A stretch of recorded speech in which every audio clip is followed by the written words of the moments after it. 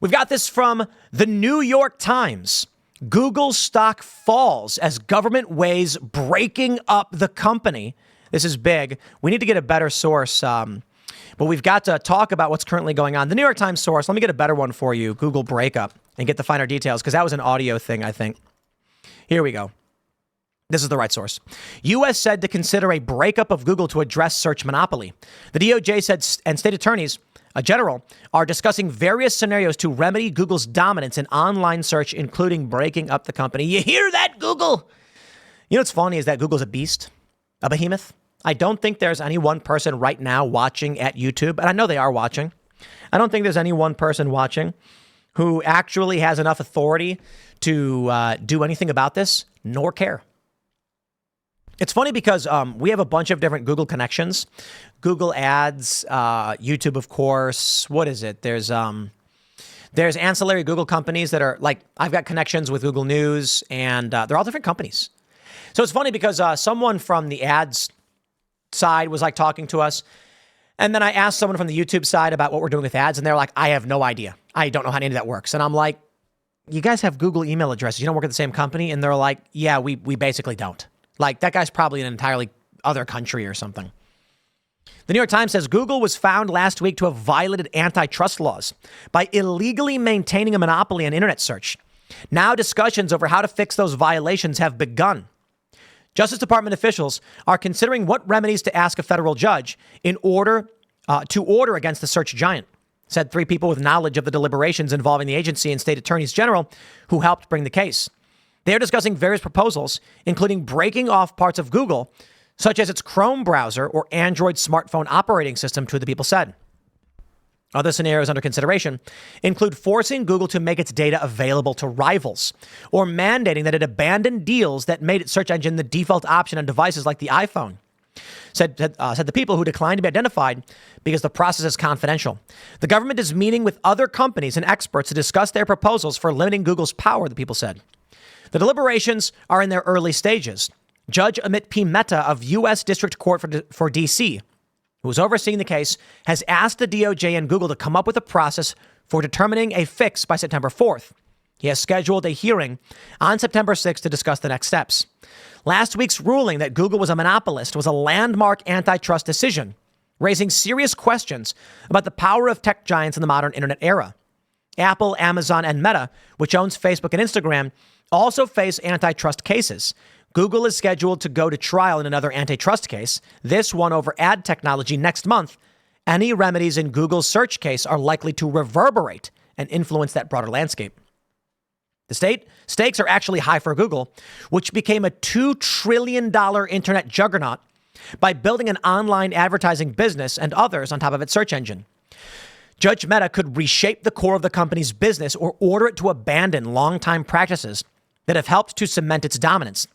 Google generated $175 billion in revenue from its search engine and related businesses last year. The DOJ is evaluating the court's decision. A spokesman for the agency said in a statement, no decisions have been made at this time. The Google spokesman declined to comment. The company has pledged to appeal the ruling. Bloomberg News early reported the details of the discussion. Remedies in antitrust cases can have profound effects. In 2000, a federal judge ruled against Microsoft in an antitrust case and ordered the company to be split up. A breakup was reversed on appeal, but key legal findings were upheld. Afterward, Microsoft did not exert its dominance over the emerging internet industry, creating room for young companies like Google to thrive. The Justice Department and a group of states brought the search lawsuit against Google in 2020. It went to trial last year alongside a second similar lawsuit brought by a different group of state attorneys general. On August 5th, Judge Mehta ruled that Google had illegally maintained a monopoly over general online search services and some of the ads that run in search results. Their stock is falling. They've got some crazy ideas, but we will see. This is massive, ladies and gentlemen. The end of Google is going to reshape the political landscape as we know it. First, let me tell you a story. I know a guy. I don't know what he sold. He sold like knickknacks or something. And his whole business was online sales. And he made a good living. One day, Google decided to change the algorithm. And all of a sudden, his website didn't appear in search anymore.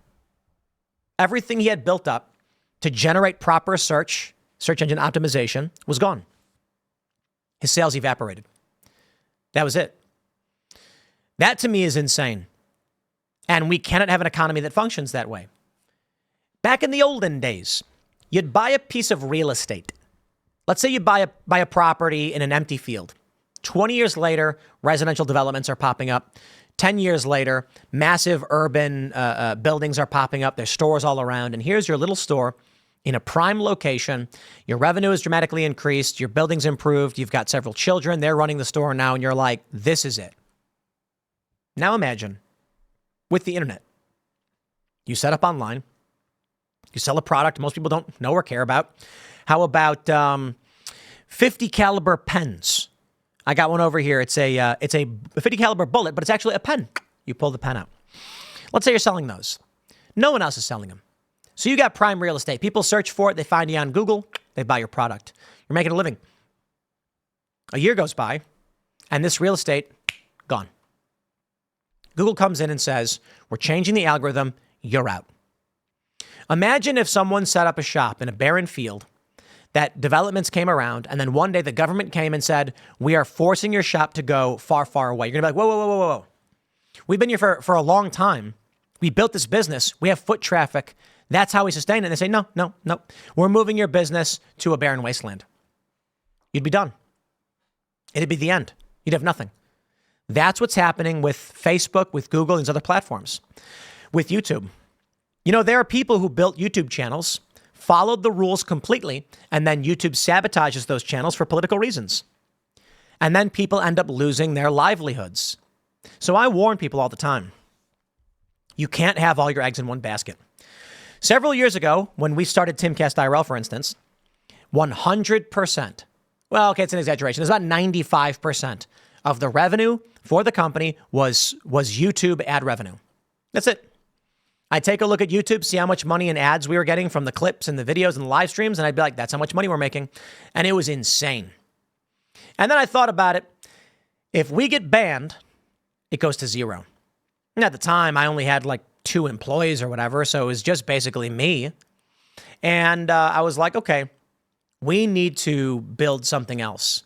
So I started posting to Spotify and iTunes, the podcast platforms, and started the website, timcast.com. And it was fairly rudimentary, but it was like, be a member.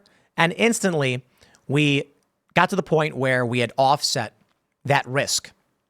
Google as a monopoly is a nightmarish thing to consider. It is like living in communist China and running a business. If you're on YouTube, if you're on Google, it's like having the Chinese Communist Party come and just say, we are destroying your business to build a highway, and there's nothing you can do about it. Worse still is how it affects politics, and this is going to be massive. Google interferes in politics 100%. We saw this with Dr. Robert Epstein, who's talked about how Google, Facebook, and other platforms can control algorithms to benefit Democrats, and that Google's actively flipping votes. Actively. That means he basically has described it as, if you search for Trump, you get Kamala. You search for Kamala, you get Kamala. Look what Kamala Harris's campaign is doing now. You search for a news story, Kamala bought ads that Google allows where she changes the headline of a news story to make it look like the news favors her. That's what Google is doing. If Google gets broken up, this could rupture the ability for YouTube to function properly. YouTube, of course, being subsidized. The search on Google is going to be interesting because YouTube is the second largest search engine for videos. How this ends up, my friends, I cannot say. What I can tell you is we know the machine is rigged. So I don't see how this plays out in a way that ultimately does make it better for us. My concern is that the breaking up of Google will simply be to the betterment of the establishment and the deep state. They say, oh, geez, we've had to split the ad company and the search company, so now it's all split up. That means YouTube ad revenue is gone. YouTube then says, we're going to start charging. What happens when YouTube says, we're going to start charging for bandwidth?